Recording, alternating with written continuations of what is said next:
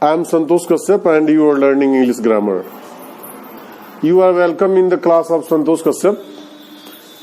We here will discuss about the grammar and the part of grammar that is called etymology. As you know, etymology is a part of grammar. There are 5 parts of grammar. First is orthography, etymology, syntax, prosody and punctuation. हमें सबसे महत्वपूर्ण बात होती है कि किस तरह से अपने वर्ड पावर को बढ़ाया जाए, बिना डिक्शनरी के किस तरह से अपने वर्डों को जाना जाए. इसी पर हम लोग आज डिस्कशन करेंगे.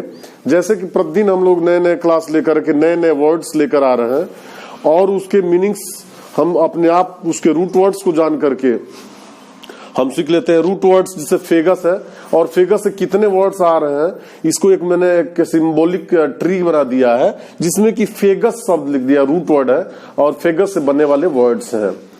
हम जब एटिमोलॉजी का डिस्कशन करते हैं, जब एटिमोलॉजी पढ़ते हैं, वर्ड पावर पढ़ते हैं, सबसे प्रॉब्लम आती है किसी भी इंग्लिश के को हम सीखने में सबसे दिक्कत आती है कि वर्ड मीनिंग्स हमें नहीं याद आता है, उसके मीनिंग्स नहीं आते हैं, वो जो सामने वर्ड्स दिख रहा है.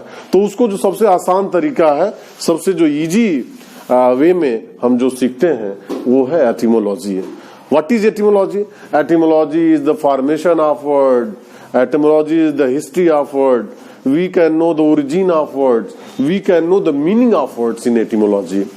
इन etymology we will learn the root words of a word, the prefix of a word, suffix of a word. Here some words जो हम लोग फेगस जानेंगे, फेगस, फेगस और फेगी. फेगी मीनिंग्स इसका होता है eating, eating, feeding, glutton.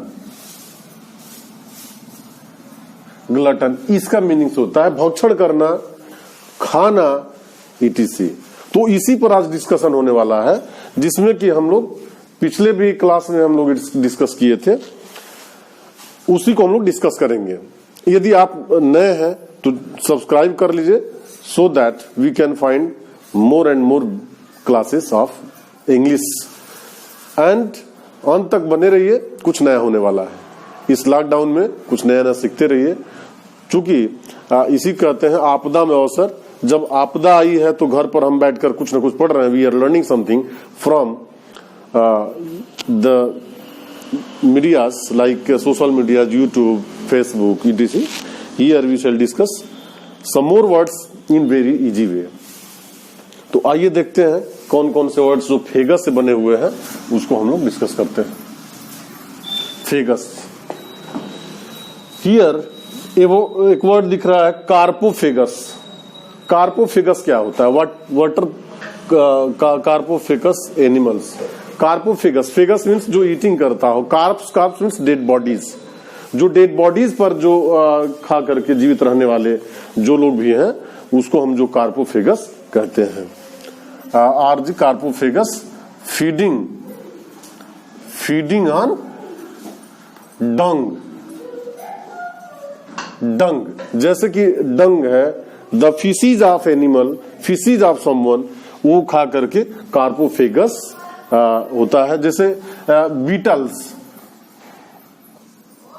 Beatles जो बीटल्स होते हैं यानी कि जो गुबरैले होते हैं उस पर उस खाते हैं, उसको अपना भोजन बनाते हैं और उस तरह के एनिमल्स को यानी कि फीडिंग ऑन डंग.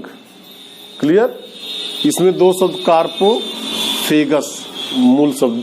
फेगस को हम रूट वर्ड भी कह सकते हैं, सफिक्स भी कह सकते हैं. Next monophagous. What are monophagous? Monophagous are animals eating only one kind of food. Monos means one, जैसे कि रूट वर्ड में जानते हैं monos, mono means one. Monophagous eating only one kind of plants. कुछ ऐसे जंतु हैं जो केवल एक ही प्रकार के सिंगल पौधे खाते हैं, सिंगल प्लांट्स के अपने भोजन के रूप में प्रयोग करते हैं, उस तरह के एनिमल्स मोनोफेगस एनिमल्स कहलाते हैं। मोनोफेगस, एक प्रकार के प्लांट्स को भक्षण करने वाले। Necrophagous, here we shall discuss necrophagous. Necro, dead body.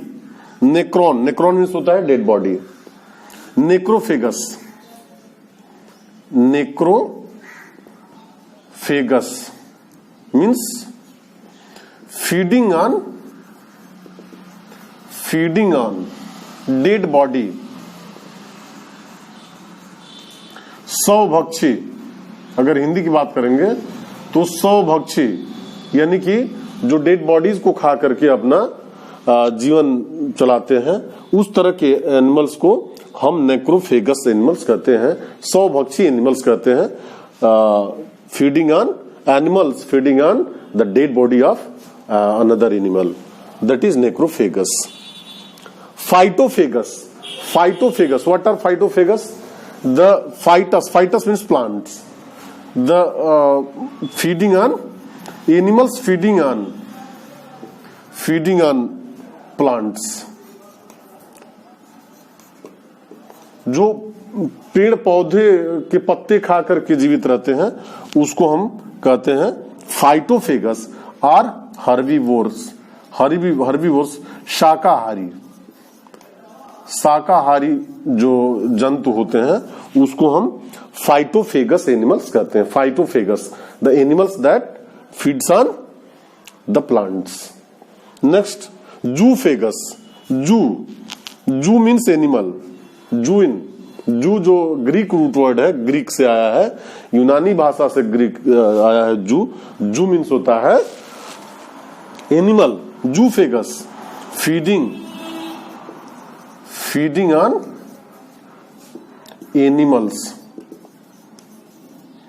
animals flesh। मांसाहारी,